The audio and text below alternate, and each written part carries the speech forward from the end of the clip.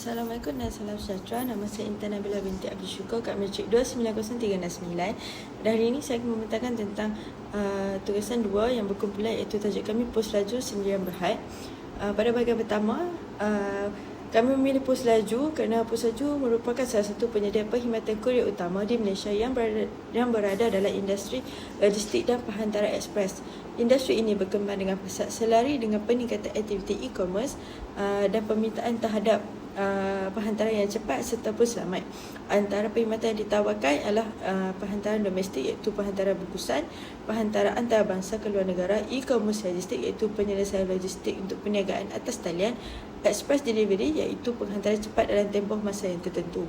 Namun kurier ini juga mempunyai sangat kompetitif persaingan seperti DHL, JNT dan Ninja Van. Oleh itu, syarikat perlu sentiasa meningkatkan kecekapan operasi dalam kualiti perkhidmatan bagi mengekalkan daya saing dalam pasaran. Tajuk yang kedua ialah berkenaan strategi, formulation, implementation dan evaluation. Strategi formulation adalah merujuk kepada proses merangka atau membentuk strategi bagi mencapai objektif organisasi.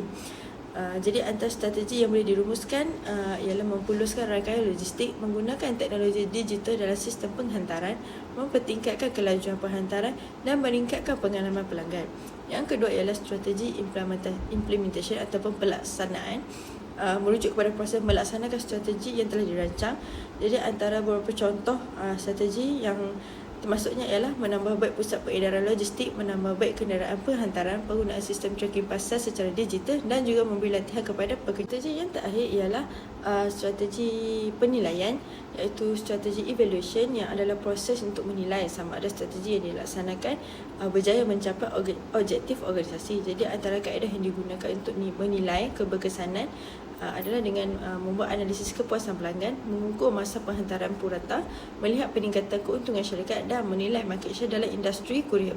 Jadi sekiranya strategi yang dilaksanakan tidak mencapai sasaran yang ditetapkan, pihak pengusaha perlu membuat penambahbaikan atau mengubah strategi agar prestasi syarikat dapat dipertingkatkan. Di bahagian carta organisasi, di bahagian yang paling atas ialah Board of Director yang bertanggungjawab menentukan hala tuju dan polisi utama syarikat. Di bawahnya terdapat CEO ataupun Chief Executive Officer untuk menguruskan keseluruhan operasi organisasi, dan juga terdapat beberapa jabatan utama, iaitu dari segi operation, marketing, finance, human resource dan IT department. Jadi setiap jabatan ini mempunyai fungsi yang tersendiri. Sebagai contoh, operation menguruskan proses penghantaran dan logistik, marketing menguruskan promosi dan pemasaran, finance menguruskan kewangan syarikat, human resource menguruskan pekerja dan latihan, manakala IT department menguruskan sistem teknologi seperti track record. Jadi kesemua jabatan ini bekerjasama untuk memastikan operasi pos laju berjalan dengan lancar. Assalamualaikum warahmatullahi wabarakatuh. Nama saya Sulastri binti Uthman, nombor matrik 290465, akan menerangkan mengenai analisis 5W2H yang telah dikenal pasti.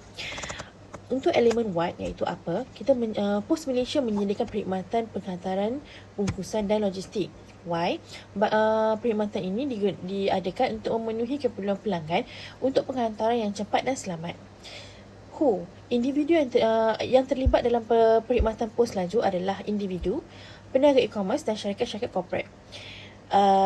Where? Di mana? Pos Malaysia mengadakan perkhidmatannya di seluruh Malaysia dan juga penghantaran antarabangsa. When? Perkhidmatan beroperasi setiap hari bekerja. Dan how?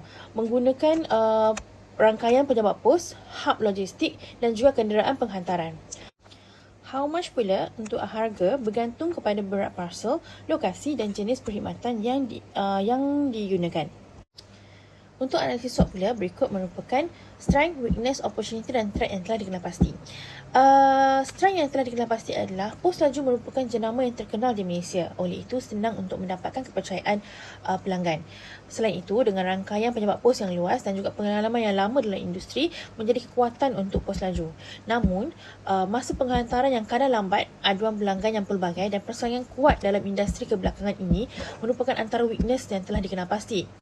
Dari segi opportunity pula, pertumbuhan e-commerce yang kian meningkat naik semestinya akan meningkatkan permintaan dalam penghantaran parcel dan juga teknologi logistik yang semakin maju merupakan antara opportunity yang boleh diambil oleh pos laju untuk terus meningkatkan daya saing dan juga pertumbuhan syarikatnya. Untuk track pula, tidak dapat dinafikan terdapat persaingan yang sangat sengit daripada syarikat Korea yang lain yang juga turut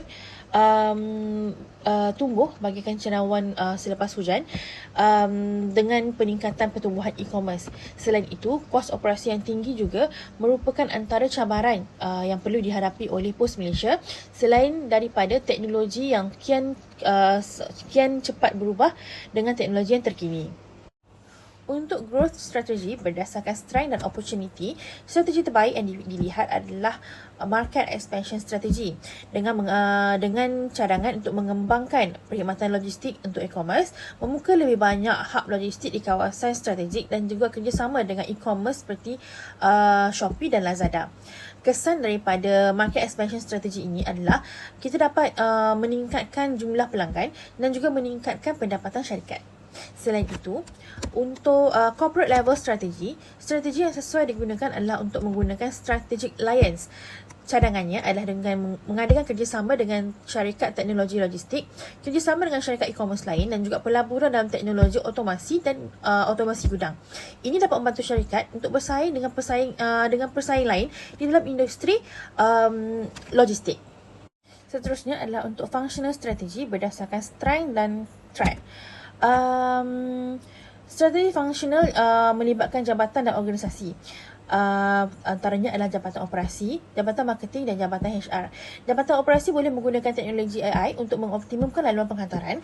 Jabatan marketing boleh menawarkan promosi penghantaran untuk peniaga-peniaga online, dan juga jabatan HR untuk memberikan latihan kepada pekerja untuk meningkatkan produktiviti, serta strategi ini boleh membantu untuk meningkatkan kecekapan operasi dan kepuasan pelanggan.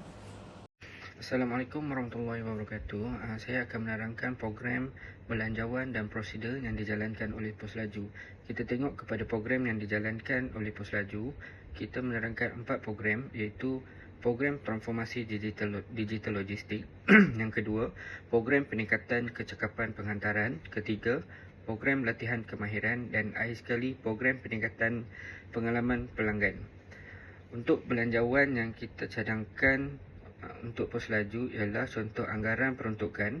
Untuk program sistem tracking digital, kita anggaran kos sebanyak 5 juta, penambahan kenderaan courier sebanyak 10 juta, latihan pekerja sebanyak 1 juta, pemasaran dan promosi sebanyak 2 juta. Untuk prosedur operasi penghantaran, beberapa prosedur yang kita cadangkan. Yang pertama ialah pelanggan menghantar parcel ke kaunter Pos Laju. Yang kedua, parcel direkod dan diimbas dalam sistem. Parcel dihantar ke pusat pengedaran.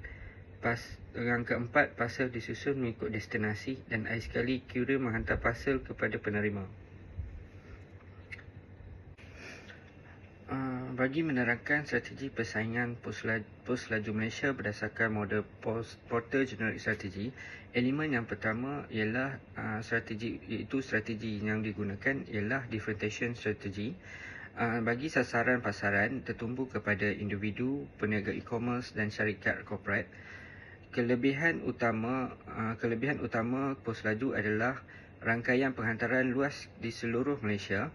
Nilai kepada pelanggan iaitu penghantaran dipercayai dan mudah dijejak.